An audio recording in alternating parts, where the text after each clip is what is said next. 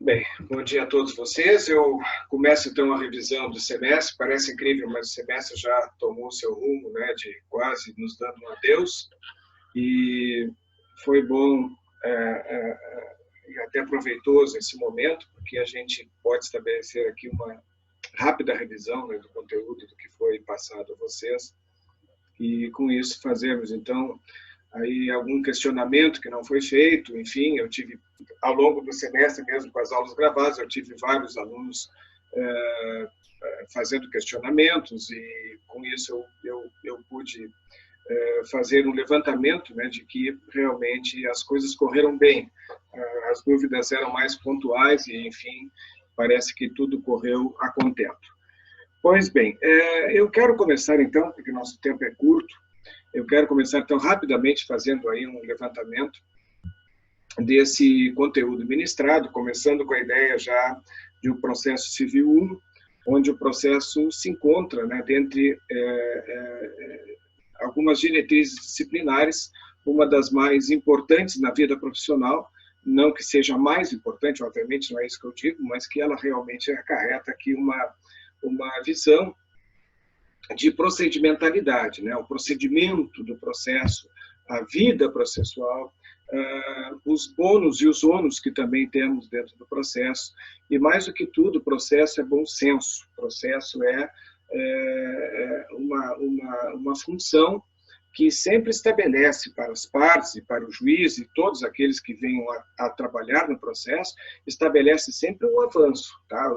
Isso eu digo sempre, o avanço a um fim, que é exatamente a palavra final do Poder Judiciário. Com esta atividade mais marcante, que é a do processo, visando uma sentença final e também, obviamente, o próprio trânsito em julgado da sentença, a gente, então, passa por um iter, né, um caminho, por um itinerário dentro da atividade processual. E aí estabelecendo que dentro da função estatal, né, nós temos um código que o Estado manda, o Estado recomenda a sua estrita observância, chamado Código de Processo Civil. E é por ele, então, que o direito civil, né, se faz realizar. Na verdade, nós temos esse apoio entre as duas disciplinas, processo civil e direito civil. Então, esta função imbricada, né, eles criam esse imbricamento para que possam, então, completar aquilo que é a atividade maior da jurisdição, que é dizer o direito, quer dizer, aplicar o direito através do processo e, ao mesmo tempo, também através do processo, realizá-lo, que é a atividade aí executiva, a atividade de força do Estado, onde o devedor, por bem, não cumpre a sua obrigação, haverá aí, evidentemente, uma atividade de cumprimento forçado, né? E isso, até mesmo atividade de força policial, arrombamento, queda de obstáculos, o que for necessário, para expropriar os bens do devedor e satisfazer o credor. Então, vejam que todo este mecanismo funciona em prol do jurisdicionado. A ele, então, o credor, o que tenha realmente um direito a ser recebido, ele vai, então, buscar através desta atividade processual, uma vez evitada a autotutela, ele vai buscar, então, a garantia dos seus direitos.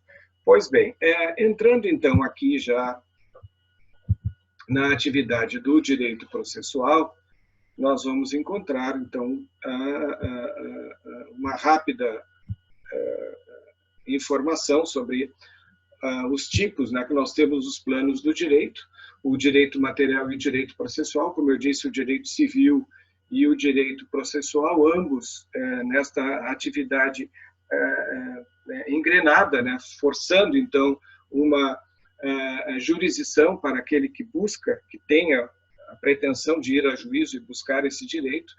Nós vimos, então, que o direito processual é um direito subjetivo, quer dizer, eu uso se eu quiser, eu não sou obrigado a usá-lo, mas o direito processual, uma vez mecanizado, uma vez acionado, ele vai ter, então, toda a sua atividade praticamente desenvolvida e obrigatoriamente desenvolvida.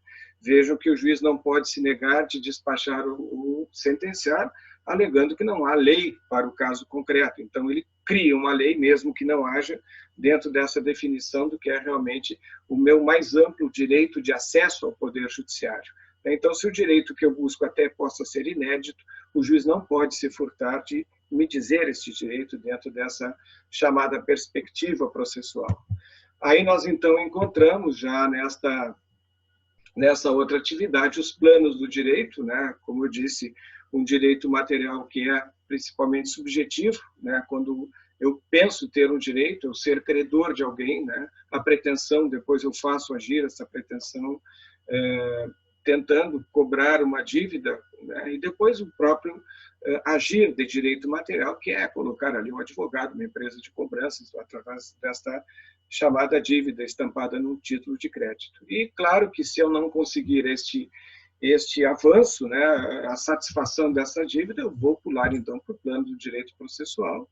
Como eu disse, é um processo que se abre, né, dentro da possibilidade da vontade da parte, se ela assim desejar. O Poder Judiciário não pode deixar as suas portas fechadas em absoluto. Então, eu sempre tenho comigo um direito processual subjetivo de agir, né, de provocar o Estado, de entrar através da jurisdição com o meu pedido. Aí, depois, na pretensão de direito processual, eu tenho as atividades todas vinculadas ao direito processual que eu desejo, né, preparando esta ação que vai culminar depois, a ação de direito processual, que é, na verdade, o momento em que eu distribuo a ação ao Poder Judiciário. Aí depois nós vamos ter um conceito, né, de processo como um instrumento que legitima uma pretensão de direito material, obviamente, né, e o direito processual, o seu conceito é exatamente estudar as regras que vão fazer a dinâmica de um processo, os seus princípios e a sua natureza jurídica.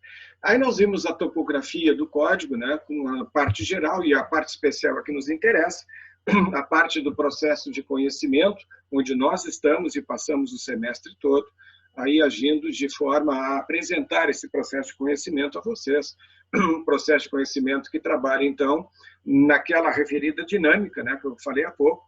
Ela vai começar desde o seu início através da provocação da parte e vai resultar no trânsito em julgado da última decisão que for dada no caso, né? Então, aí nós vamos ter depois o processo não mais de conhecimento, mas no livro 2 nós vamos ter um processo de realização, né, com as questões de execução do que está no título executivo, extrajudicial. Então, aqui a gente não apenas vai estabelecer aquele acesso ao Poder Judiciário, mas também fazer com que o Judiciário haja em meu nome para que esta dívida seja finalmente cobrada, né, neste avanço de atividade com o próprio Poder Judiciário. Depois nós temos, então, aí o livro 3, a parte dos recursos e ações que também existem nos tribunais, com uma conclusão de um livro complementar ali, disposições finais e transitórias. Então, mas o que nos interessa de perto é exatamente nesse semestre o livro 1. Né? Depois vocês, no processo 2, vocês vão ver os recursos, vocês vão para o livro 3. Depois, no processo 3, vocês voltam para o cumprimento de sentença, ali no livro 1. E também o livro 2, né, que são exatamente os processos de execução lato sensu. E, com isso, nós então fechamos o ciclo, né, com as atividades liminares, né, as atividades de processo, não de execução, não de conhecimento, mas vejam aqui na parte especial da chamada tutela provisória, ali no livro 5º. Né? Então, isso seria então a conclusão de toda uma sistemática do direito processual. A tutela provisória vai ser, então, uma tutela de apoio ao processo de conhecimento, de apoio ao processo de execução, né? E também, quem sabe, apoio na área ainda recursal. A tutela provisória também existe. Então, ela é mais orbital do que uma tutela que tenha personalidade própria. Ela é uma tutela de apoio, por isso chamada de provisória, enquanto necessária, ela se faz valer. O que eu chamei a atenção ao longo do semestre, essa tutela provisória estar muito mal colocada, né, dentro de uma parte geral, quando ela é estritamente especializada, é uma tutela que não tem nada de generalidades, mas sim de especialidades, e, portanto, deveria estar lançada, como no código anterior, deveria estar lançada aqui na parte especial, quem sabe um livro 4 dedicado a ela ali. Muito bem. Mas vamos adiante. Aí nós vimos uma revisão, né, do semestre que vocês tiveram no semestre passado sobre jurisdição, que eu achei interessante trabalhar com vocês nesses conceitos, porque o processo agora vai exatamente funcionar na jurisdição e na competência, né? Então, a jurisdição aqui estabelecendo um estado de direito, né, que é exatamente o direito que eu tenho de provocar o Poder Judiciário, e o Poder Judiciário trabalhar com uma norma de direito público chamada Código de Processo Civil. Então, é através do Código nós vamos ter todo esse regramento da função jurisdicional, né, como uma atividade regrada exclusivamente pelo Estado. Só o Estado pode mexer nessa norma, né, ou seja, por mudança de uma emenda constitucional ou de uma Assembleia Constituinte, ou mesmo ainda uma mudança da própria lei federal, como aconteceu agora em 2015, com a nossa nova codificação apresentada na Lei 13.105. Muito bem. Aí nós vemos, então, dentro do Código, que a jurisdição civil é exercida pelo juiz e pelos tribunais em todo o território nacional, né? Então, dentro da nossa, vamos dizer, soberania nacional, nós temos a atividade jurisdicional própria, né? Nenhum juízo estrangeiro pode praticar atos de jurisdição no nosso país, e nem nós, também fora do próprio Brasil, evidentemente, que nós temos essa limitação territorial.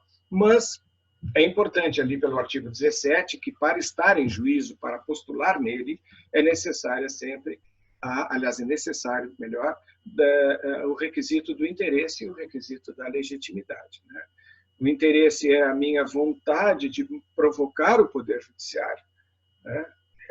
Eu tenho que, para conseguir uma indenização, eu preciso provocar, eu não posso fazer pelas minhas forças, aí reside o interesse. Eu tenho que entrar em juízo, se eu não fizer, eu não tenho a satisfação desse interesse. Então, o interesse de provocação está vinculado ao meu interesse de direito material. Ou seja, o interesse de direito processual se vincula ao próprio direito material. E claro que a chamada legitimidade, eu tenho que estar revestido desta legítima atividade, né, que eu me legitime ao próprio direito material, seja eu titular desse direito ou representando alguém na forma que a lei assim defina. Tá? Aí nós vemos também o Poder Judiciário, eu não vou parar por aqui, porque apenas apresentei, apenas reprisando rapidamente que este quadro deve ser visto sempre da esquerda para a direita, com uma função de eliminação, né? Método, portanto, dedutivo. Primeiro vamos ver a Justiça Federal Especializada, que é a do trabalho eleitoral e militar, não sendo, vamos ver se é caso da Justiça Federal Comum, que vai trabalhar com as questões que digam respeito às companhias chamadas autarquias federais e empresas públicas federais, e, claro, além da União, né? Isso aqui, então, se define no artigo 109 da Constituição. Então, se não for uma dessas quatro, da Justiça Federal Comum ou Especial, só poderá ser, então, a Justiça Estadual. E ela vai se dividir, então, a Justiça Estadual Especializada, essa bem da ponta direita aqui, é a Justiça Especial estadual militar, quer dizer, que cuida das questões da Brigada Militar, que são também rarefeitas, mas o mais comum mesmo fica na Justiça Estadual Ordinária ou Comum, e formada, então, por um juiz de direito, na primeira instância, os tribunais de justiça, e claro que também tem que temos os juízos especializados, as turmas especializadas, mas dentro de um contexto maior, assim se faz a Justiça Estadual Comum. Então, era sempre residual, uma vez que é resíduo da Justiça Federal. Tudo que não for lá federal será aqui estadual. Então, fica bem fácil de trabalhar com esta plataforma aí de localização para vocês. E a competência? A competência, então, nós vamos ver que é a jurisdição em movimento, né? Ela adequa um determinado órgão judiciário, né, para determinada causa. Esse é o negócio. A função da competência é exatamente estabelecer esta jurisdição, né, torná-la concreta. Por isso que se diz que a jurisdição em movimento. Entenda-se que a jurisdição é um todo, né? O Poder Judiciário é um todo, e o Poder Judiciário é dividido em competências, né? Vimos agora trabalho eleitoral, militar, etc. Depois nós vimos também a perpetuação, aliás, revisamos a perpetuação, no momento que a causa é distribuída, está perpetuada a competência, ela não muda, ainda que mudem as partes de endereço e tudo mais, mas a perpetuação estabelece, pelo artigo 43, exatamente essa fixação de competência. Conexidade e continência são formas de agregarmos processos que estão tramitando em juízos diferentes, então eles vão ser conectados, por isso a conexidade, a conexão, né? E a continência, que é uma forma de conexão também, estão definidos ali nos artigos 54 e 57. Aí nós vamos ver a prevenção, a prorrogação, né? A prevenção quando o juiz se dá por prevento, aquele que primeiro despacha, por exemplo, é o caso do juiz prevento, e o aspecto da prorrogação de competência, quando um juiz que não era competente, ele passa a ser, a exemplo de um foro de eleição, né? Então, eu vou escolher um foro que não tem nada a ver nem com uma parte nem com a outra, então o juiz aquele é escolhido, eleito pelas partes para ser o juiz competente. Então, isso é uma prorrogação, é uma ampliação de competência. Aí sim entramos, então, no processo de conhecimento, né? Por que processo de conhecimento? Se disse bem destacadamente a vocês nas aulas, em que esta atividade de cognição, ela se faz com uma referência direta ao juiz, né? Porque é dele a função de conhecer, conhecimento, conhecer a ação para poder decidir, conhecer a versão das partes para poder decidir. E como é que ele conhece? Ora, através do processo, bem feito, bem formado, bem provado também nos argumentos de cada uma das partes, e aí o juiz vai se convencer através desse conhecimento, né? Então, ele conhece para se convencer, né? A função de cognição, ela é uma função de preparo ao convencimento. Então, com esta atividade, nós temos que todo o processo de conhecimento vai se desenvolver em 3 grandes partes, chamadas fases, e assim que se estabelece o impulso inicial, com o autor entrando em juízo, distribuindo a sua ação, nós vamos ter, então, a fase postulatória, vamos ter, então, nesta fase postulatória, os argumentos das partes, nós vamos ter também na fase ainda postulatória a réplica, a tréplica, que já vimos também, tudo aí ainda está na fase de argumentação. Isto é, postular em juízo para melhor demonstrar o seu direito. Aí nós vamos da fase postulatória entrarmos na fase instrutória, isso a grosso modo, né? Na fase instrutória nós temos então a atividade probatória, nós vamos instruir o juiz com aquilo que nós postulamos, com aquilo que nós argumentamos, para que finalmente a terceira fase, depois de passar da fase probatória, nós entrarmos então na fase de decisão da causa, né? E claro que também na fase decisória se inclui aqui a fase recursal. Depois, e se houver uma sentença, apenas ela, a sentença condenatória, não as outras, declaratória ou constitutiva, não.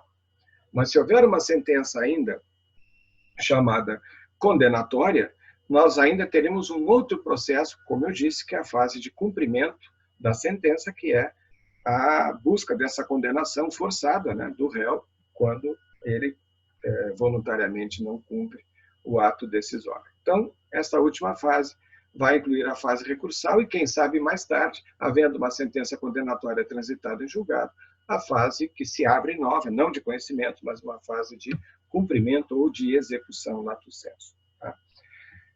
Aí nós entramos, então, na visão da petição inicial. A importância da petição inicial me parece que é maior do que a própria sentença. Vocês vão pensar, puxa, mas a sentença lá do juiz, não. O que vai dar os contornos, o que vai dar a regra do jogo de todo um processo está exatamente aqui. Por isso, a maior atenção que se deve dar, e eu disse isso nos nossos encontros, nas nossas aulas gravadas, eu deixei muito claro. A petição inicial, ela não apenas dá o início ao processo, mas ela vai delimitar toda a atividade processual. Ela vai delimitar a defesa do réu, ela vai delimitar a própria prova, ela vai delimitar também a atividade do juiz, a própria sentença, os recursos que estarão também vinculados à petição inicial E, finalmente, nós vamos ter a própria coisa julgada, que ela tem que estar nos limites do pedido do autor. Qualquer coisa fora disso, inclusive a própria sentença, será uma sentença eivada de nulidades, né? Como nós sabemos, porque está fora do pedido. Então, nós vamos ter uma sentença extra petita, que é fora do pedido do autor, não tem nada a ver com o pedido do autor. Uma sentença que pode ser ultra petita, que vai ser, então, além do pedido do autor, ou uma sentença infra, ou também chamada de citra petita, que é uma sentença menor do que o pedido, aquém do pedido do autor. Então, vejam como a petição inicial ela vai garantir esta efetividade do processo dentro de toda a sua dinâmica para chegar ao limite ou à fronteira da própria petição inicial, não se podendo desgarrar daquilo que está sendo requerido pelo autor. Aí o autor pode dizer, mas que pena, eu não pedi. Bom, se não pediu algo a mais que poderia ter pedido, que eu faça através de uma nova ação. Não nesta, porque essa já tem, então, o seu espaço de fronteira já bem delimitado, não podendo ser além nem aquém e muito menos fora completamente deste limite. Tá? Aí, claro, há de se trabalhar aqui, acima de tudo, desculpa, eu vou voltar aqui um pouquinho, na boa-fé e na lealdade processual, né? Porque isso aqui realmente é vamos dizer, a essência do processo, né? A figura do próprio advogado, que tem que ser ele o primeiro a zelar por essas duas qualidades, a boa-fé naquilo que pede, a lealdade processual já dentro do processo, não, por exemplo, não inventando provas, não forjando testemunhas. Então, esse é o caminho que o artigo 77 nos dá, embora seja uma lei absolutamente objetiva, ela cria uma subjetividade aqui de comportamento, né? Um comportamento ético, digno, comportamento moralmente correto, né? Está exatamente nesses dois requisitos que a petição inicial deve possuir, né, quando se pede alguma coisa em juízo. Né? E até porque, se for fora disso, nós temos a litigância de má-fé, nós temos as indenizações, tantas que existem, quando ocorre alguma forma de desvio dessas duas características aí. Os requisitos, né, que é importante dizermos aqui, a petição inicial, de acordo com o artigo 319, então o juízo que vai dizer exatamente para quem é dirigida a ação, e aqui estão todas as normas de rigidez da competência, né? Tudo aqui, por isso que eu fiz questão de dizer a vocês, ou de recapitular com vocês a matéria de competência, os nomes, então, a qualificação das partes, o fato e os fundamentos jurídicos do pedido. Bem, aqui já lhes adianto que o inciso 3º fala da causa de pedir. A causa de pedir vai reunir esses dois elementos do inciso 3º, o fato e os fundamentos jurídicos. Voltaremos mais tarde ao exame dos dois, para vocês verem, então, como aqui está a causa de pedir e, finalmente, resulta no pedido, que é a conclusão da causa de pedir. Né? Depois nós vamos dar um valor a esta causa, pelo artigo 291, temos regras específicas. As provas, que o autor pretende demonstrar a verdade dos fatos alegados, apenas citá-las, não precisa já dar o rol de testemunhas, não é necessário no processo ordinário ou comum. Né? A opção do autor para a realização ou não da audiência de conciliação. A única novidade que nós tivemos no Código de 2015 foi exatamente o inciso 7º, já porque lança com vontade, com força, realmente, a dinâmica das audiências de conciliação ou de mediação. Né? Isso aí, tínhamos antes uma audiência de conciliação, mas não era desta forma, como se vê agora, com tanta ênfase por parte do legislador, a que essas atividades sejam realmente formas alternativas de solução de conflitos, sem necessidade de ir até uma sentença. Nós sabemos que o pior acordo é sempre melhor do que a melhor sentença, né? Porque alguém vai sair machucado, então o acordo é esta transação, né, de vontades, de interesses, enfim, de compensações, até se for o caso, bem melhor do que esperarmos ou aguardarmos uma sentença. Então, temos aqui, isso aqui já foi, aqui apenas o artigo 320, a única obrigação probatória que nós temos, né? A petição será instruída. Veja que o verbo é impositivo, né? Com os documentos indispensáveis à propositura da ação. Se não vier um documento que o juiz entenda realmente indispensável, ele vai intimar a parte para que o traga na forma e no prazo que ele dispuser para a parte agir dessa maneira. Aqui, então, voltamos à causa de pedir e o pedido. A causa de pedir, a causa petende, né? O nexo de causalidade entre fato e a fundamentação jurídica. Vejam que aqui a regra, né, basilar quando tratarmos da causa de pedir. Quando se trata desta pretensão de ir a juízo, é claro que nós vamos ter um fato. Né? Alguém colidiu no meu veículo, então eu tenho um fato.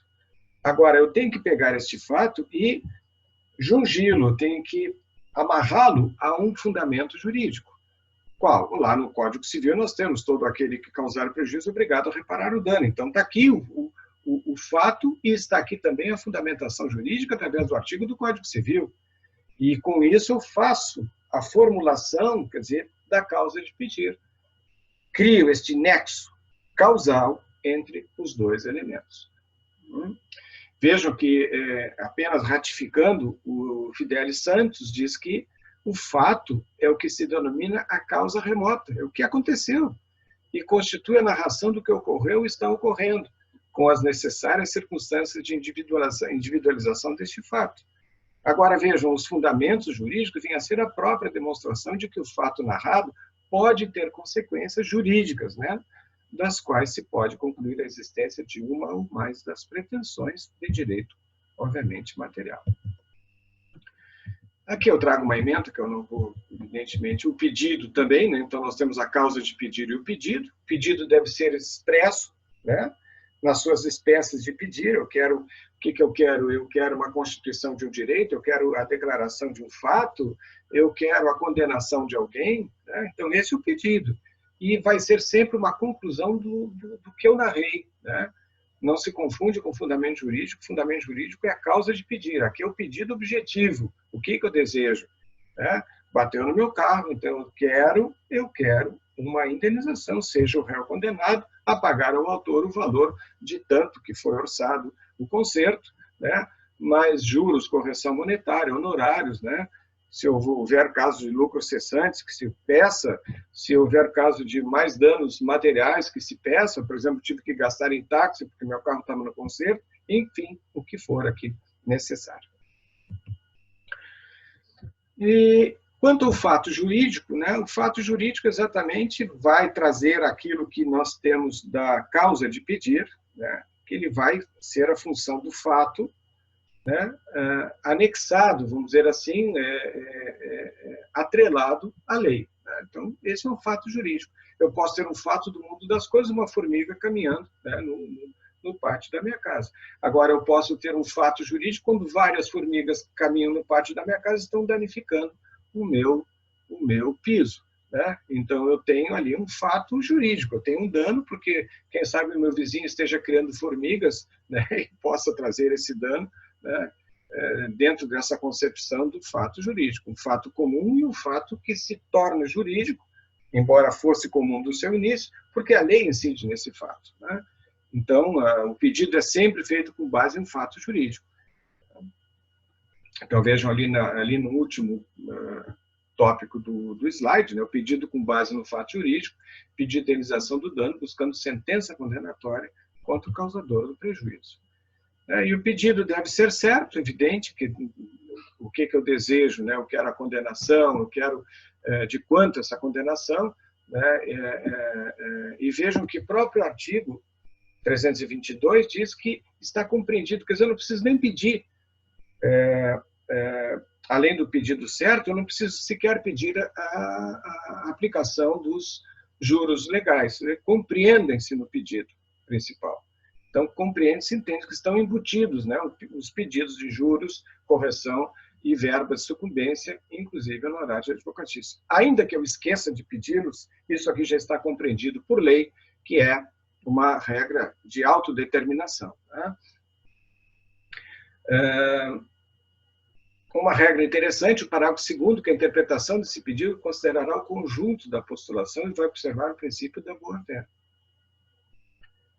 Aqui nós temos mais também o pedido, além de certo, no 322, ele tem que ser determinado de acordo com o artigo 324. O que significa aqui determinado? O determinado está exatamente no quanto eu desejo, o que eu desejo. Eu quero um automóvel novo, eu quero um valor em troca desse automóvel, eu quero a realização da pintura de um quadro. Esse é o pedido determinado. Agora, essa é a regra, mas pelo parágrafo 1º, nós podemos fazer pedidos de maneira genérica.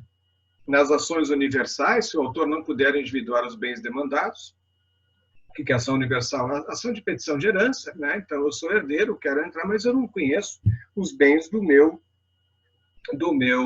falecido tio, que faleceu lá num determinado lugar, e eu não conheço os bens, mas eu posso abrir o inventário agora. Quando não é possível determinar as consequências do ato ou do fato, bem, alguém foi lesionado fisicamente numa agressão física, né, por outra pessoa na rua, tem que saber que consequência do fato é essa. Daqui a pouco a pessoa esteve internada por meses a fio, esteve em coma no hospital. Eu não sei ainda a consequência, o que vai realmente trazer de sequelas para isso, então eu vou entrar com a ação mesmo assim e vou pedir ao juiz essa complacência, né, que ele seja no sentido de atender ao pedido, porque não é possível essa determinação agora desta extensão do dano. E, finalmente, quando a determinação do objeto ou do valor da condenação depende de ato que deva ser praticado pelo réu. Então, é isso que nós temos. Se ele praticar o ato, ótimo. Se não praticar, eu vou pedir que alguém, um terceiro, vou pedir a um terceiro que pratique esse ato e faça por mim, então, aquilo que o réu não fez quando deveria ter sido feito. Exemplo, ação de obrigação de fazer alguma coisa, né? É bem importante que esse pedido também se aplique à reconvenção.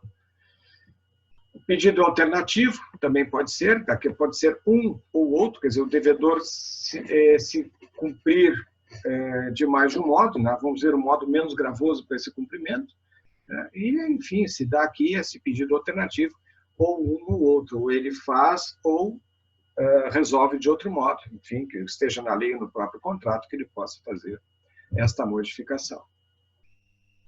Aí nós temos, então, o que o autor pode pedir, já falei. Então, declarar, constituir e condenar. Depois nós temos a realização, que pode ser, então, o pedido da execução própria quanto a cumprimento de sentença ou execução em sentido estrito dos títulos executivos extrajudiciais. Depois nós temos ainda a tutela provisória, que já falei. Então, são estas 5 cargas que o autor venha a pedir em juízo, né? Aí depois nós vimos a acumulação de pedidos, onde, através da aplicação direta do princípio da economia processual, é possível a acumulação de pedidos. Então, neste mesmo processo, é possível que o autor faça vários pedidos contra o mesmo réu, né? Buscando, então, 3 requisitos que vão formar a possibilidade da acumulação. Pedidos formulados devem ser compatíveis, seja competente o juízo e o procedimento seja compatível para todos os pedidos. Então, vamos ver rapidamente cada uma delas. Quanto à compatibilidade, os pedidos devem ser compatíveis. Então, deve haver compatibilidade entre os pedidos, ou seja, haja uma possível coexistência desses pedidos no mesmo processo, não podendo ser excluído um em decorrência do outro. Quer dizer, eu posso pedir, então, fazer um pedido de reconhecimento de paternidade com alimentos. Ora, isso é compatível. Então, vou fazer dois pedidos de direito material numa única ação. E se existir essa incompatibilidade entre os pedidos, o juiz vai ordenar que a parte autora faça a escolha de qual seja o mais conveniente. E aí vai entrar fazendo a emenda da inicial e entrar com aquela ação do pedido que foi retirado, né, extraído do processo, ele vai entrar, se assim desejar, com uma nova ação. Então, o juiz vai determinar que ele escolha um dos 2 pedidos e o outro, se ele quiser, entre com nova ação, porque é impossível a coexistência desses 2 pedidos num único processo. Essas formas de compatibilidade, nós temos, então, que o CPC vai trazer algumas questões excepcionais quanto à matéria tratada nos pedidos para essa acumulação, que vai ser subsidiária ou alternativa, de acordo com o parágrafo 3º do 327. Então, nós vamos ter 2 tipos de acumulação, em sentido estrito e em sentido amplo. Tá? Acumulação em sentido estrito, vejam, o réu formula contra, desculpem, o autor formula contra o réu mais de um pedido visando que todos os pedidos sejam acolhidos. Aqui ele não tem escolha, ele está querendo um, outro, então não há uma carreira de pedidos a serem analisados. Não, cada um vai ter a sua independência.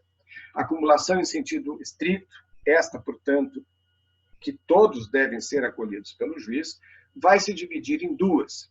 Acumulação chamada simples, em que o acolhimento de um pedido não depende do acolhimento ou da rejeição do outro. Então, a simples, então, não há esta dependência, sendo um pedido examinado pode ser deferido, o outro pedido examinado pode ser indeferido pelo juiz. Então, vejam, cobrança simultânea de duas dívidas oriundas de fatos ou atos diversos. Vamos que uma dívida dessa já tenha sido paga, a outra não. Mas o autor pediu as duas. Então, óbvio que o juiz vai acolher um pedido que a dívida não paga e vai acolher aquele outro, aliás, indeferir o outro pedido da dívida que foi paga. Tá?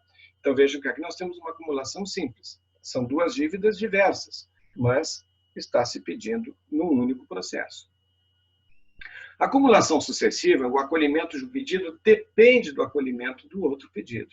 Então, aqui, eu volto àquele exemplo que eu dei, a investigação de paternidade e petição de herança, investigação de paternidade e alimentos. Ora, o que eu tenho? Eu tenho uma investigação de paternidade que primeiro precisa, por isso sucessiva, ela precisa ser julgada procedente a paternidade, para depois passarmos à petição de herança, né, ou a pedido de alimentos, porque não tem petição de herança nem alimentos se a investigação de paternidade for julgada improcedente. Obviamente, não teremos, então, essa possibilidade. Então, vejo que uma vai depender da outra.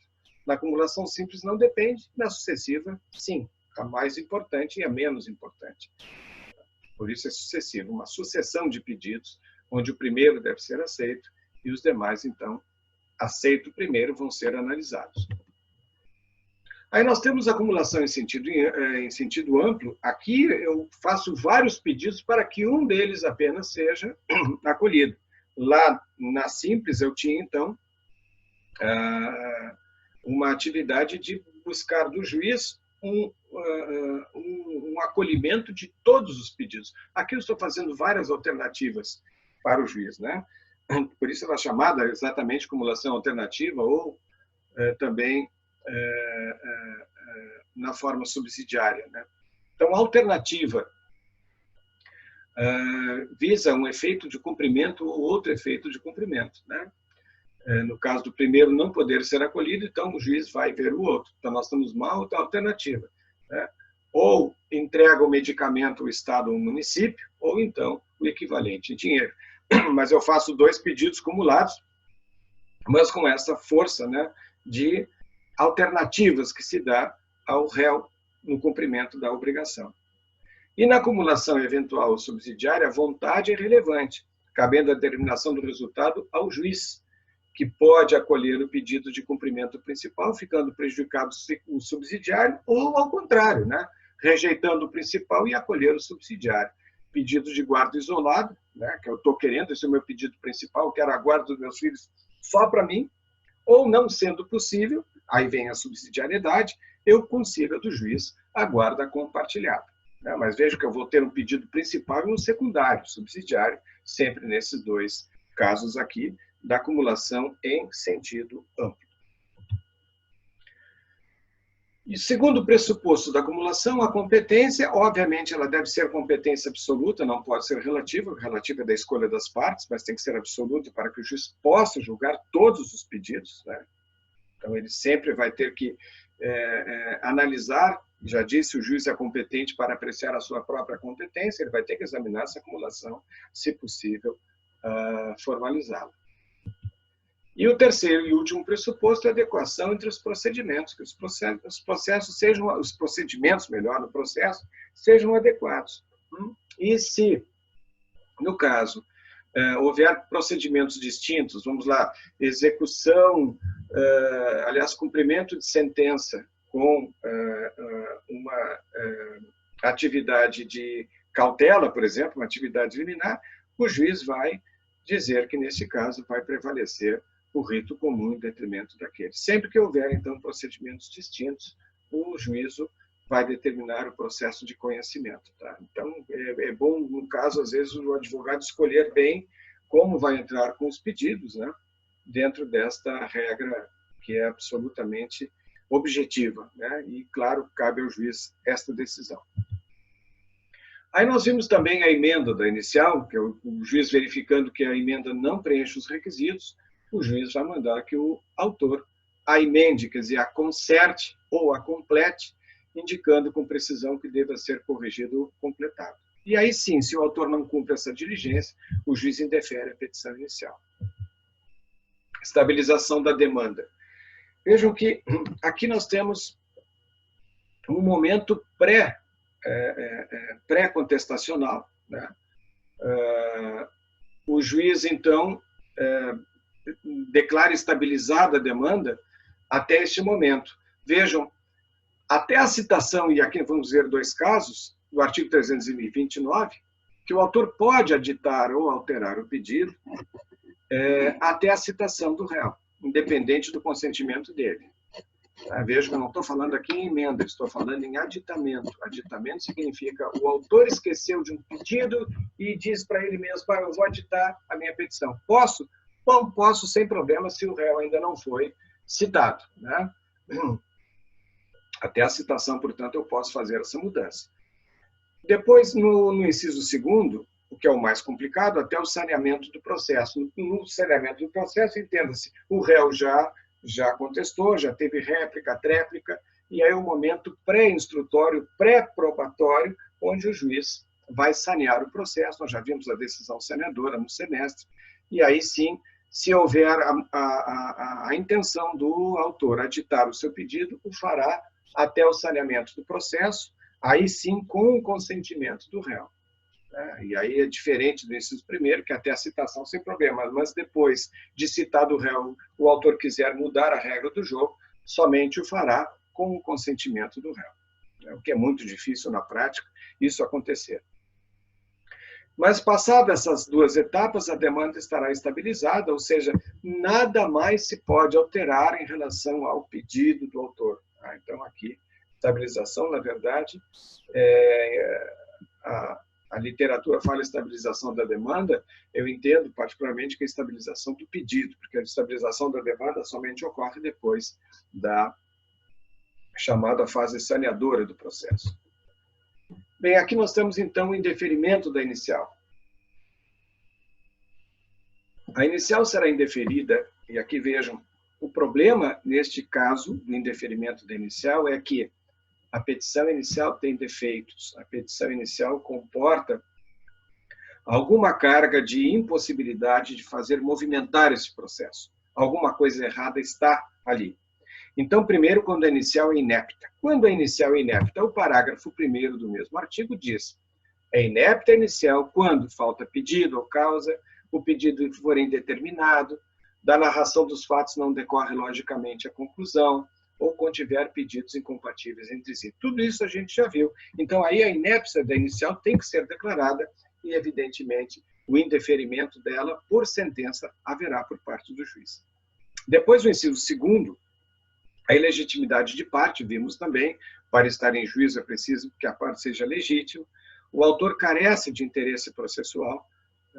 Já vimos o interesse processual, a necessidade de provocar o judiciário. E não atendidas as prescrições dos artigos 106 e 321, que são as questões ali de provocação na representação da parte. Tá? Então, é questão de procuração, advocacia em causa própria, que vimos também nas aulas gravadas. Aqui também tem no artigo 331, já que a sentença, e da sentença cabe apelação, o juiz indefere a inicial, então, indeferida a inicial, o autor pode apelar, facultado ao juiz retratar-se. Né? Então, aqui é o caso de fazer com que a parte recorra desta sentença e o remédio correto contra ela sempre é o recurso de apelação.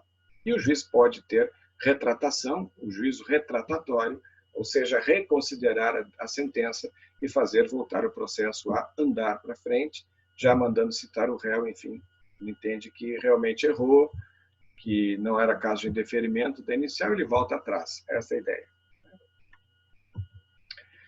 Agora, vejam, nós temos outra situação, que não tem nada a ver com o indeferimento da inicial, é matéria processual. Aqui nós já entramos com matéria de mérito. Improcedência liminar do pedido. Nós vamos ter aqui uma decisão de mérito, não é quanto à inicial ou à sua forma, mas é quanto ao direito material do autor. Então, aqui nós não temos indeferimento, mas nós teremos improcedência. E quando nós temos improcedência, quer dizer, o direito material pretendido não procede, não tem amparo legal. Tá? Então, nestes casos, quando é que o juiz já pode liminarmente, quer dizer, in limine, de cara, no início do processo, já ver a inicial do autor e verificar que ali nós temos uma impossibilidade da ação andar para frente e o juiz julga improcedente o pedido, porque a inicial do autor está a contrariar, vejam o verbo ali no final do caput do 332, está a contrariar enunciado de súmula do Supremo ou do STJ, está a contrariar acórdão proferido pelo Supremo ou pelo STJ em julgamento de recursos repetitivos, está a contrariar entendimento firmado em incidente de resolução de demandas repetitivas ou de assunção de competência, ou está a contrariar enunciado de súmula de Tribunal de Justiça sobre direito local. Então, vejam, dá-se ao juiz, então, esta competência de julgar de cara o processo como improcedente o pedido de mérito, o pedido de direito material, por conta destas contrariedades a esses 4 casos aí do artigo 332. Aqui nós temos aqui nós temos já um modelo de petição inicial, vimos uma questão prática, e aqui sim nós entramos na conciliação, na mediação e na arbitragem. Na verdade, o código fala, o CPC fala nas 2 primeiras, conciliação e mediação. A arbitragem, ela demanda de uma lei 9.307 de 96, que é a regra da arbitragem, mas também é uma forma alternativa de solução de conflitos. Por isso que eu entendi de colocá-la aqui. Mas nós temos, então, a conciliação e a mediação. O que é a mediação? A mediação é uma forma de unir as pessoas, né? Ela vai facilitar, o mediador, melhor, vai facilitar o diálogo para as partes, então, para que elas possam começar a conversar a respeito de determinado problema. Né?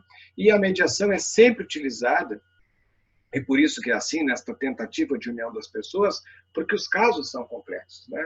Nós temos a mediação um procedimento estruturado, não tem um prazo definido e pode terminar ou não em acordo, pois as partes têm autonomia para buscar soluções que compatibilizem seus interesses e necessidades. O que se deve tentar é mediar as partes, é trazermos aqui uma espécie de mediador, vamos dizer, um árbitro, não para arbitrar quem tem razão, não, mas um árbitro para mediar, para estimular o diálogo entre as partes. Porque, via de regra, os problemas trazem esse afastamento natural das pessoas e a mediação se presta para isso. E, com isso, ela pode, na mediação, ela pode trazer elementos chamados multidimensionais, até mesmo multidisciplinares, né, para a solução. Pode ser um psicólogo, outro advogado, que entenda mais na área de determinado assunto complexo, como família, por exemplo, né? Então, vai trazer o psicólogo, o psiquiatra, o assistente social, enfim, quem estiver naquela situação, né? Às vezes mesmo funciona o conselho tutelar, um conselheiro tutelar, que vai também estimular, vai ajudar, quando o caso for de tamanha complexidade, para fazer com que a mediação funcione, né? Caso principalmente de menores, de adolescentes em situação de conflito familiar, geralmente a mediação ela usa essa interdisciplinaridade. E também, diferente da mediação, um pouquinho diferente, nós temos a conciliação. É um método utilizado com mais funcionalidade, porque ela é mais objetiva, né? O conciliador aqui ele é mais dinâmico, né? Ele vai forçar, ele vai formular, ele vai estimular a que as partes façam um acordo. Ali na mediação nós estamos tentando reuni-las para depois, quem sabe, haver uma conciliação.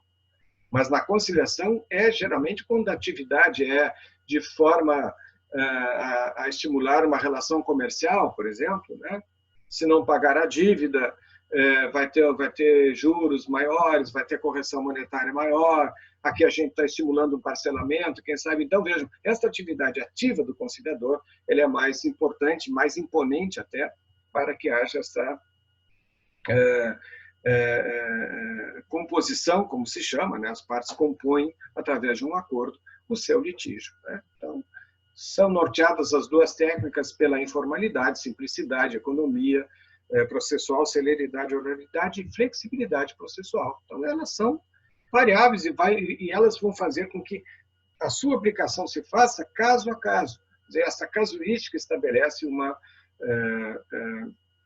forma de solução de conflito alternativamente, mas que não tem aquela rigidez que tem o juiz, né, que escapa um pouco daquela atividade do terceiro julgando, né? Aqui nós vamos ter um terceiro ajudando, né? Tanto na mediação como na conciliação, ajudando a composição desta lide, desta situação conflituosa entre as partes. E a arbitragem é um pouco diferente, ela trata de uma heterocomposição, né? A arbitragem é um terceiro árbitro, esse sim, esse vai decidir, né? Embora não seja do Poder Judiciário, mas eu posso convencionar com alguém, posso contratar com esta parte contrária, né, que eu tenho um determinado conflito, que nós vamos eleger um árbitro e ele vai decidir. E essa decisão do árbitro, através de um laudo, será sempre uma decisão soberana e mais, vai se igualar a uma decisão judicial, né? Então, o tribunal arbitral, ou o próprio árbitro, ele vai emitir uma sentença, entre aspas, né, que terá a mesma força de um título executivo judicial. E mesmo que tudo tenha sido fora do Poder Judiciário, mas haverá uma heterocomposição.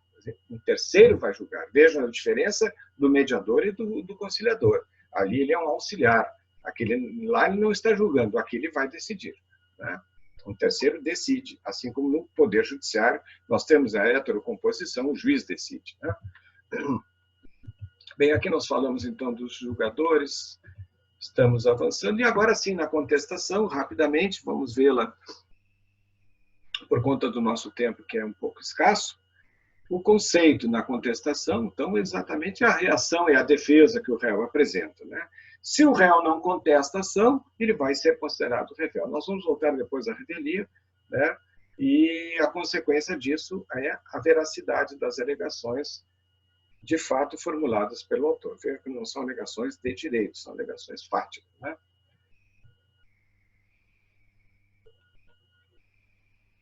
Aqui, o réu poderá oferecer contestação por petição em 15 dias, cujo termo inicial será a data, então, da audiência. Então, aqui a data que ele tem que apresentar, não é o nosso caso. Nós vamos ver que nós temos duas formas de defesa. A defesa contra o mérito e uma defesa contra o processo, né? Então, são as chamadas formas de defesa que o réu tem.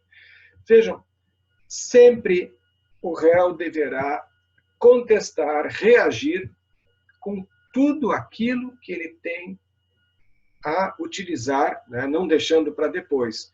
Os argumentos do autor têm que ser todos rebatidos casuisticamente, né, caso a caso, estabelecendo, então, uma ampla defesa ao réu, ele tem esse direito de assim agir, e aquilo que não for contestado será presumido como aceito, será tido como fato incontroverso por parte do juiz. Então, ele tem que impugnar as razões de fato e as razões de direito. Razões de fato são aquelas relativamente vinculadas ao próprio fato, e as razões de direito são as razões jurídicas, né? Então, está dizendo, aquele artigo que o autor emprega não é um artigo adequado, a jurisprudência também utilizada não está abrangendo o fato que o autor traz. Então, o réu vai ter que impugnar este pedido do autor de maneira absoluta e pontual, e já especificando as provas, né? E no artigo 337 nós temos as defesas chamadas processuais, as objeções. O réu, então, objeta processualmente contra o pedido do autor. Então, eu disse, esse artigo 337 deveria estar antes do artigo 336, porque é a primeira postura que o réu tem nas chamadas preliminares, e aqui que estão elas, onde o réu preliminarmente, antes de entrar no mérito, cabe a ele alegar a inexistência ou nulidade da citação, incompetência absoluta e relativa, incorreção do valor da causa, inépcia da inicial,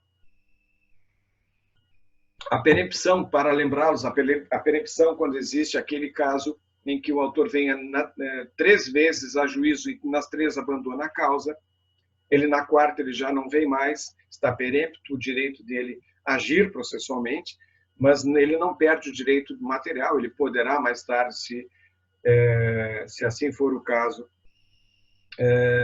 de ser réu num processo, ele pode defender o seu direito, mas ele jamais poderá ser autor depois de perempto do seu direito. A litispendência são 2 ações idênticas correndo no mesmo tempo, identidade a que se dá em relação às partes, em relação ao pedido e à causa de pedir, e também a mesma coisa se dá aqui em razão da coisa julgada diante da também identidade, né, da causa de pedir, do pedido e das partes. A conexão, se houver conexão, o réu pode alegar que já tem uma ação tramitando, então precisam ser conectadas esta ação que ele está contestando com aquela outra.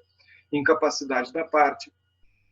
A convenção de arbitragem, que já vimos que ela elimina a atividade jurisdicional, no momento que há uma convenção de arbitragem entre as partes, já está um árbitro já desenvolvendo seu trabalho e uma das partes resolve entrar em juízo, ela não poderá fazê-lo. E cabe a outra alegar que já existe uma convenção de arbitragem, o réu vai alegar, e, portanto, o juiz tem que julgar extinto este processo. A convenção, ninguém mandou convencionar, ninguém mandou contratar. Se contratado está, deve ser o pacto observado. Pacta sunt servanda, aquela história que vocês conhecem bem.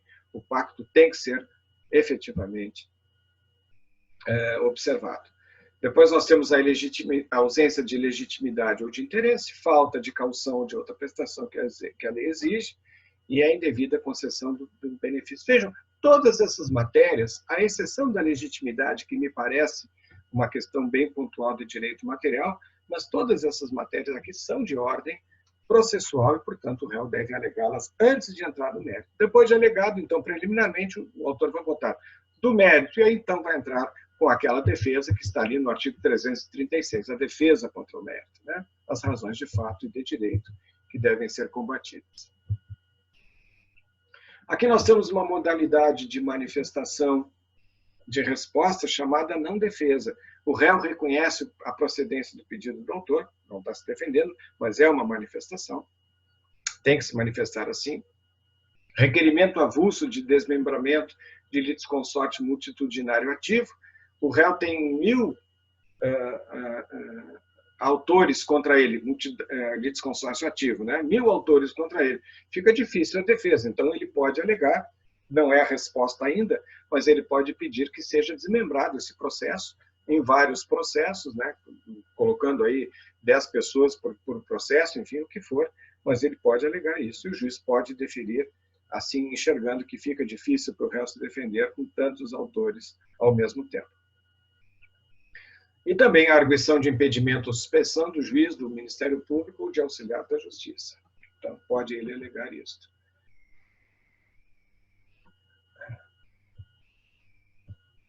Já falamos, então, impedimento, suspeição. Apenas lembrando que impedimento é a impossibilidade total do juiz participar do processo, porque existe ali um elemento objetivo que o impede. Por exemplo, o juiz é esposo da parte, o juiz é esposo da advogada, né? Então, há um elemento ali de absoluta objetividade. Na suspeição é de mais foro íntimo, né? De mais subjetividade. Vejam que é amigo íntimo ou inimigo, então aqui não tem aquele elemento reto, objetivo, direto, né? Que possa afastar o juiz. E aqui o juiz pode dar-se por suspeito, né? Ou então a parte alegar a suspeição, provando este fato de que ele realmente é suspeito por ser amigo íntimo ou inimigo de qualquer das partes, ou mesmo dos próprios advogados. Também aqui nós aplicamos esses 2 quadros de impedimento e suspeição aos membros do MP, auxiliares de justiça, e também peritos, conciliadores, mediadores e demais serventuários. Na reconvenção, nós temos também, ainda no momento de defesa, no mesmo momento da contestação, ele pode reagir não ao que pede o autor, mas reagir através de um contra-ataque contra o autor, fazer contra ele um pedido que ele, réu, tem para contra o autor. Então, ele vai propor a reconvenção para manifestar uma pretensão de direito material próprio, ele também tem alguma coisa, né? Tem lá uma dívida que não foi paga pelo autor, então ele também poderá fazer, se assim for possível o procedimento, usar como fundamento de defesa a sua reconvenção. E vejam que o interessante agora é que na própria contestação, ele, réu, vai abrir um capítulo destinado à reconvenção que ele vai estar propondo. Na verdade, uma ação ou uma contra-ação ao autor, né, para que ele, então, responda também. Então, nós vamos ter o réu reconvinte e o autor reconvindo, este que vai responder à ação.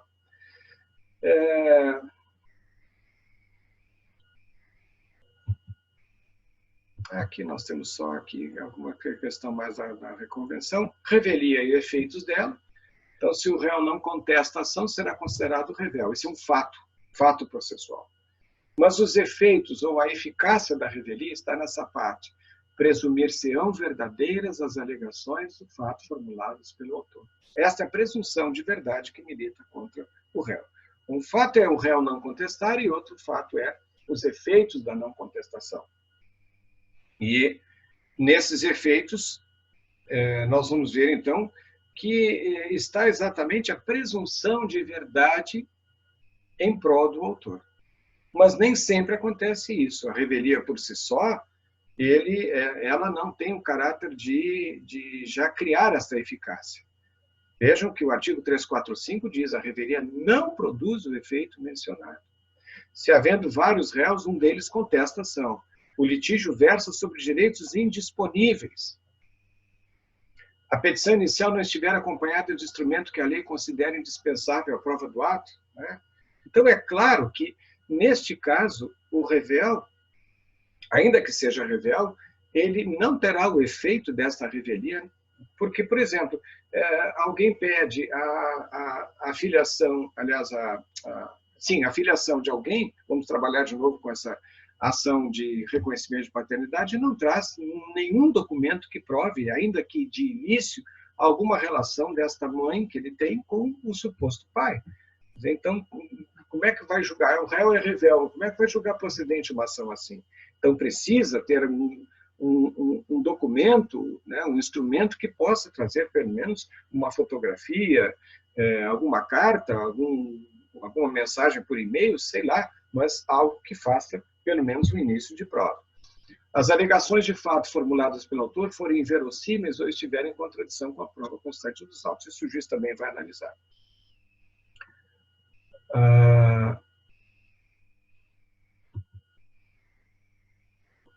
Vejam aqui, ó.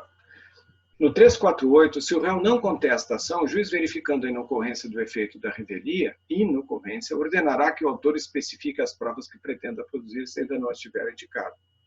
Ao réu revel será lista a produção de provas. Tá, ele não contestou, mas ele pode provar? Pode. Está aqui. Então, o efeito da revelia não ocorreu. Ocorreu a revelia, sim. Mas o efeito dela, quer dizer, a presunção de verdade em prol do autor, não, porque precisa prova, que serão contrapostas às alegações do autor, desde que se faça representar nos autos a tempo de praticar os atos processuais. Claro, se ainda a prova estiver sendo feita, estamos na fase probatória, sem problemas. O que não pode é o réu entrar depois dessa fase probatória. Aí nós temos o litisconsórcio, né? Conceito e função, então, quando várias pessoas pretendem um consórcio de pessoas, né?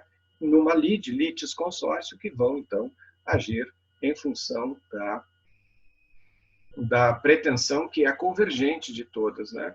Quanto à posição das partes, o litisconsórcio pode ser ativo, autores, passivo, réus, ou misto, autores e réus, né? Quanto à obrigatoriedade, necessário e facultativo, o necessário é por imposição legal, né?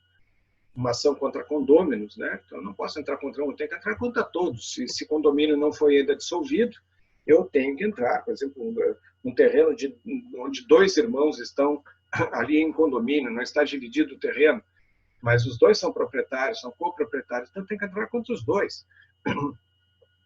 O facultativo, formado segundo a vontade do autor, observados os requisitos legais, quer dizer, deve haver comunhão de direitos ou de obrigações entre os litisconsortes, quando entre as causas houver conexão pelo objeto ou pela causa de pedir, ou quando ocorrer afinidade de questões por ponto comum de fato ou de direito. Então, facultativo, eu escolho.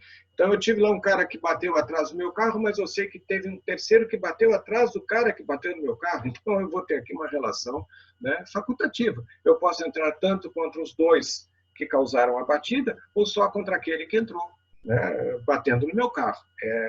É facultativo. Tenho aqui uma comunhão de interesses ou de obrigações que eu escolho, aqui o autor, por isso a facultatividade. O necessário não, o necessário a lei manda que haja esta intromissão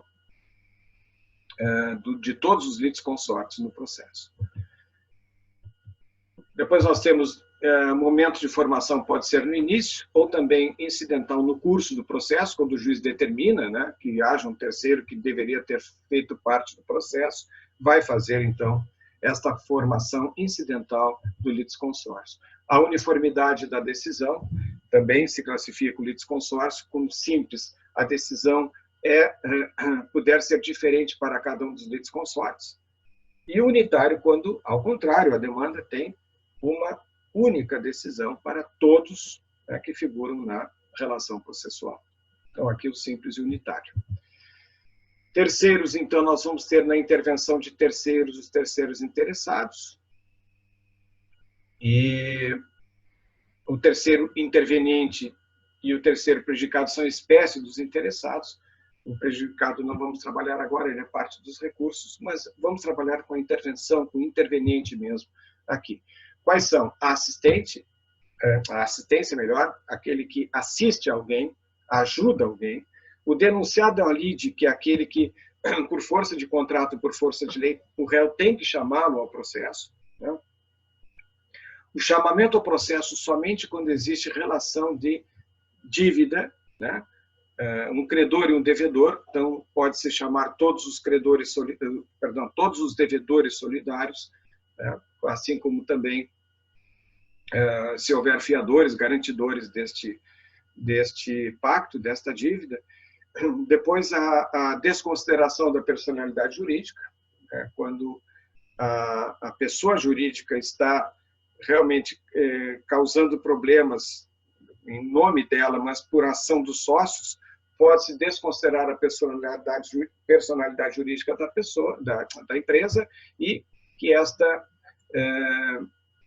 ação seja, portanto, redirecionada não apenas à pessoa jurídica, mas também aos sócios dela, por conta de alguma atividade ilícita, enfim. E o amicus curiae, que é a figura que traz aqui um verdadeiro caráter de auxílio, né? O amicus curiae não é parte do processo, ele é verdadeiramente um terceiro, mas que ajuda com dados de estatística, dados técnicos, dados científicos, enfim, o amicus curiae pode trabalhar no auxílio desta busca da verdade. Aí eu falo aqui da assistência, já está tudo bem aqui, bem claro quanto a estas questões. A assistência da forma como ele se apresenta, alguém que assiste alguém. Assistência simples, o interesse jurídico se dá em razão de possuir uma relação conexa com o objeto do processo. Vejam aqui o sublocatário em relação à ação de despejo. Então, eu tenho aqui uma assistência simples, não é obrigado a aparecer. Mas na litisconsorcial, sim, vejam quem aparece a palavra litisconsórcio aqui. Aí é uma relação em que o direito material, que é objeto do processo, vai se dar como a mesma situação de um terceiro. Ele entra como assistente, mas ele vai se transformar em litisconsorte. Por quê? Porque a sentença vai atingi-lo também de maneira direta, né?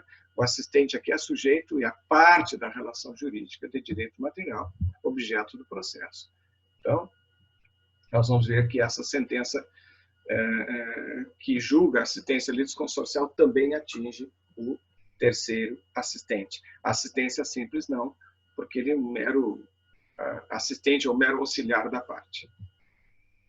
Aí nós temos a denunciação, como eu falei. Alguém que é chamado a se defender no processo pode denunciar a lide. no caso aqui, geralmente o mais comum é o inciso segundo, que está obrigado por lei ou pelo contrato a indenizar. É o caso da seguradora, né? O comum exemplo que se dá. Aqui mais o processamento da denunciação, o chamamento, como eu disse, que é sempre uma relação de crédito e débito. Vejam o inciso primeiro, fiança, o inciso segundo, os demais fiadores, o inciso terceiro, os devedores solidários. Sempre haverá, então, a dívida, né, presente no chamamento ao processo. Desconsideração, já falei, né? Quanto à pessoa jurídica que esteja causando, então, desvio da sua finalidade, os sócios responderão. E aqui a desconsideração inversa, os sócios fazendo misérias, né, no comércio, e aí desconsidera-se a pessoa do sócio e também se chama a pessoa jurídica quando ela é beneficiária destas, enfim, atividades espúrias dos sócios. Então, há uma desconsideração inversa. Muito bem. E aqui o amicus curiae, já falamos. Tem aqui já réplica e tréplica sem problemas, né? Matéria que a única coisa que eu tenho que chamar aqui, se a parte contrária, o réu, por exemplo, trouxer dados novos, e o réu, aliás, o autor chamado a replicar e não fala nada, aquilo que o réu disser também é considerado como fato verdadeiro. Então, o autor tem que tomar muito cuidado nisso, né? Quando o réu em contestação alega alguma coisa, o autor deverá também combatê-la através da réplica, quanto a um fato que o réu traga, que seja até mesmo extintivo do direito do autor, o autor tem que replicar. Então, muito cuidado, que é também aqui um elemento de presunção de verdade que se cria, né? Olha aqui, ó, a não observância do autor à réplica pode gerar efeitos negativos. Traz a incontrovérsia dos fatos novos trazidos pelo réu, possibilidade de dispensa do ônus da prova do réu quanto aos fatos novos, não precisa provar porque o autor consentiu, ficou quieto. E a preclusão, quer dizer, a perda de prazo processual em desfavor do autor, do poder de alegar matérias defensivas ligadas ao interesse exclusivamente privado relativas à inovação fática empreendida pelo réu na contestação. Então, preclui o direito dele, não tem mais depois como falar sobre isso. Portanto, são aplicáveis à réplica todos os efeitos materiais e processuais que decorrem da rebelia. Mesma coisa. Cuidado com ela. Mesma coisa com a tréplica também. Julgamento conforme o estado do processo. Qualquer das hipóteses previstas, o juiz vai proferir sentença. Nesses casos, 485, que nós vimos ali, o artigo que trata da impossibilidade processual, né, o juiz tem que julgar indeferida inicial. E no 487, incisos 2º e 3º, o juiz vai proferir sentença. Pode, então, aqui há uma certa atividade do juiz de encolher o procedimento, né? Ele vai, então, abreviar, porque não precisa, por exemplo, provas, não precisa de outra atividade.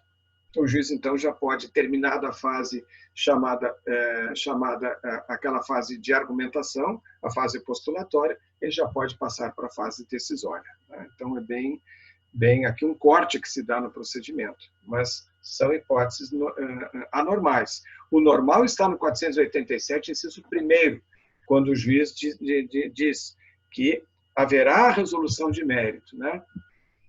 Aqui, 487, 487, o juiz vai dizer, no inciso 1º, que, abrindo esse artigo, vocês verão ali, no inciso 1º, a atividade de julgamento normal, né? E os 2 e 3, 2º e 3º incisos, ali são atividades anormais. Então, o juiz vai proferir sentença abreviando o processo. Por isso que o único que não aparece aqui é o inciso 1º, né? Está definido aí. Depois nós vimos aqui o julgamento antecipado de mérito. O juiz vai julgar antecipadamente o mérito, proferindo sentença quando não houver necessidade de produção de outras provas, abrevia. O réu for revel, ocorrer o efeito previsto no artigo 344, quer dizer, a presunção de verdade, e não houver requerimento de prova. Julgamento antecipado parcial do mérito também é possível, só que aqui, gente, existe cumulação de pedidos, tá? Então, nós vamos vários pedidos e o juiz pode julgar um pedido já procedente E um pedido procedente, quando, por exemplo, este único pedido for incontroverso, os mesmos casos aqueles que nós já vimos da possibilidade do juiz julgar antecipadamente o processo, né? Só que aqui é um julgamento parcial de mérito. Estiver em condições de imediato julgamento, a decisão que julga parcialmente o mérito pode reconhecer a existência da obrigação líquida ou ilíquida, não tem problema, o juiz poderá ter este trabalho assim de decidir dessa maneira, né? E claro que os outros pedidos que não forem julgados, diante da acumulação de pedidos, os demais pedidos vão ter, então, seu fluxo normal, vão correr, então, normalmente.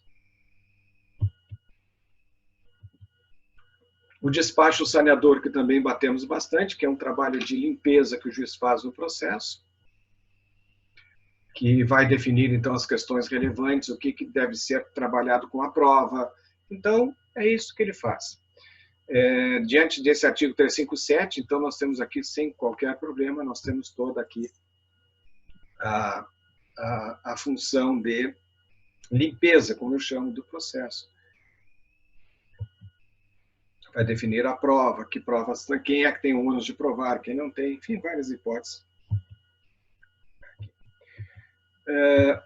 Finalmente, nós entramos, então, no direito probatório, né? Nós vamos avançar um pouquinho do horário, mais uns 5 minutos. O direito de provar, então, o que é fazer demonstrar em juízo a minha verdade, né? Convencer o juiz de que realmente eu tenho razão. Eu já postulei, eu já argumentei, eu agora estou provando, estou demonstrando o meu direito, né? É um elemento, portanto, de convencimento do fato, né? Para que o juiz, então, possa julgar. Aqui nós temos, na prova, na Constituição Federal, os litigantes têm esses direitos, então, absolutos de usar sempre os meios chamados legítimos de prova, né? As provas que forem empregadas devem ter ali, pelo artigo 369 do CPC, devem então ter essas características, né? Todos os meios legais, os moralmente legítimos, ainda que não especificados no Código. Tudo que for possível demonstrar, mas revestido dessa moralidade, é possível, então, fazer a prova da minha verdade, né? Princípios, aqui nós não vamos mexer nos princípios, estão todos aqui sem problema, dá para dar uma examinada bem aqui nos slides. Classificação, isso sim, quanto ao objeto, a prova é direta ou indireta, né? A prova que se refere ao próprio fato é a direta, o documento. A indireta, eu preciso de um trabalho de raciocínio, a simulação de um ato jurídico, eu tenho que trabalhar lá na origem do ato jurídico simulado para chegar a uma conclusão. Quanto ao sujeito, é pessoal ou real. Pessoal, então, é conhecimento de fato através de uma testemunha, certificação de fato, quer dizer, eu preciso de uma pessoa para determinar o sujeito desta prova, né? E real, a constatação emanada da própria coisa, quer dizer, o automóvel batido, quer dizer, eu tenho ali uma classificação quanto ao sujeito da coisa, né? A coisa mesmo, então, vai constatar, ela vai emanar melhor essa constatação do estrago causado, enfim. Quanto à forma, aqui é tranquilo, é documental, material, testemunhal. E quanto à preparação, ela é casual, ela é preparada no âmbito do processo, no seu momento natural, que é o momento chamado do momento probatório, né, no momento instrutório do processo, ou então ela pode ser feita antes do processo, chamada prova pré-constituída, né, ad perpetuum rei memória, quer dizer, para ficar na memória, a coisa ficar registrada na memória. Então, fica antes do processo, quando eu preciso preparar a prova. O ônus de provar, o critério para distinguir a qual das partes incumbe esse ônus. Nós vamos ter aqui o ônus da prova para a posição quanto à natureza, né, e ao interesse, né? Quem deve provar? A regra é essa, simples. O ônus da prova cabe àquele que deve fazer a prova, que deve produzir a prova, na função mesma natural da atividade. O fato constitutivo cabe ao autor provar, e a inexistência do fato constitutivo cabe ao réu. Essa é a regra, né, do ônus da prova. Algumas inversões do ônus se dá lá no Código de Defesa do Consumidor, né? A inversão do ônus da prova se dá nesta questão de privilegiar aquele menos favorecido, né, no caso o consumidor. Então, nós temos essa inversão, mas, via de regra, o ônus da prova é daquele que faz a alegação. Tá? Depois nós temos aqui, finalmente, as provas em espécie, começando, então, com a prova documental, o melhor dos instrumentos, a prova documental através do que ele, documento mesmo, realiza para demonstrar uma determinada verdade.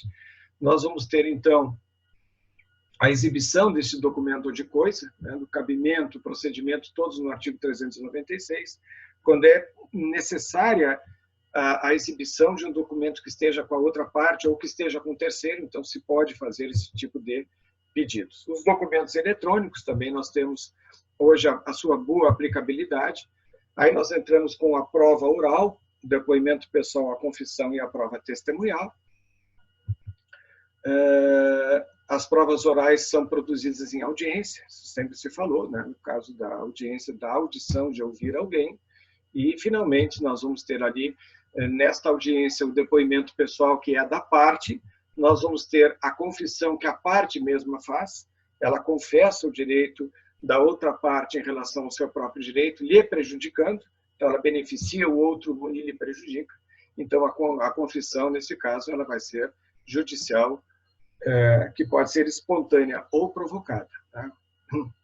A confissão, então, faz prova contra o confidente, né?